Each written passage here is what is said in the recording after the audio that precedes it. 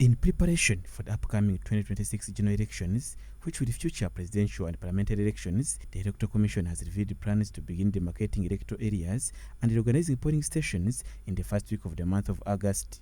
The Commission has today engaged different stakeholders in Kampala, including political leaders, religious leaders, civil society fraternity and academia, among others, regarding the demarcation and reorganization process. The demarcations will take place in districts, cities, where new administrative units, that is, parishes, towns, and sub-counties, were created after the 2020-2021 general elections. In addition, the means of communication, geographical features, and density of population will be factored during the exercise. Reorganization of polling stations is very crucial and is in line with Section 33, subsection 1 of the Electoral Commission Act.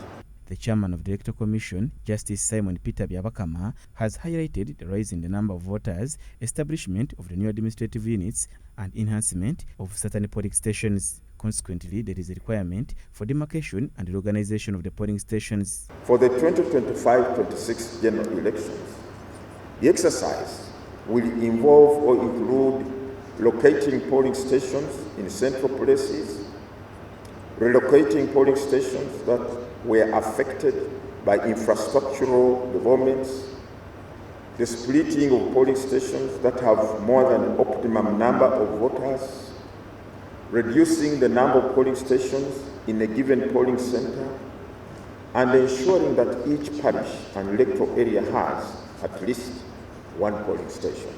The agency has indicated that the demarcation of electoral areas and the reorganization of polling stations will contribute to greater equality and fairness in its presentation throughout the electoral process.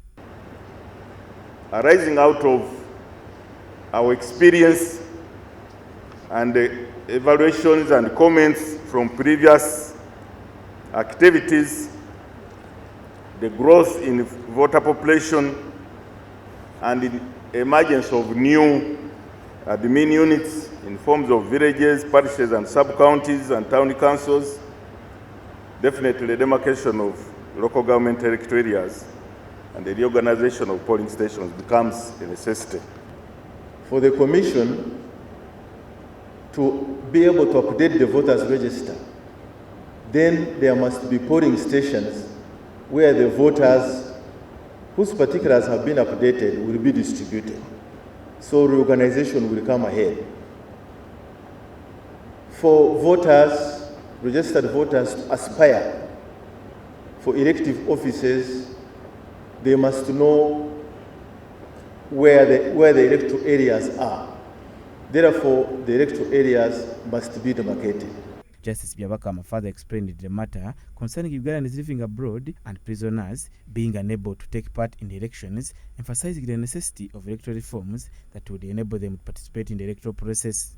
We are not deliberately trying to disenfranchise diasporans, no, or prisoners. But there are certain things that must be ironed out, and those can only be ironed out in the terms of electoral reforms. That's what we are waiting for. According to Justice Byabakama, the 2026 general elections is expected to have between 42,000 and 45,000 polling stations.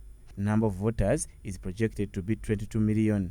Now we expect, since the number of voters usually goes up, every election cycle, the number of voters goes up, ladies and gentlemen. I think you realize that. So in our projection, the number of voters should be about 22 million, which is about 4 million additional voters. And therefore, the polling stations will have to go up as well, because you cannot maintain the same number of polling stations you had in 2021 when the number of voters have gone up. Some polling stations have to be split, new ones have to be created, so that we make sure that every Ugandan of voting age who is a registered voter is catered for. Julius Muhumuza, Church of Uganda Family TV, News at 8.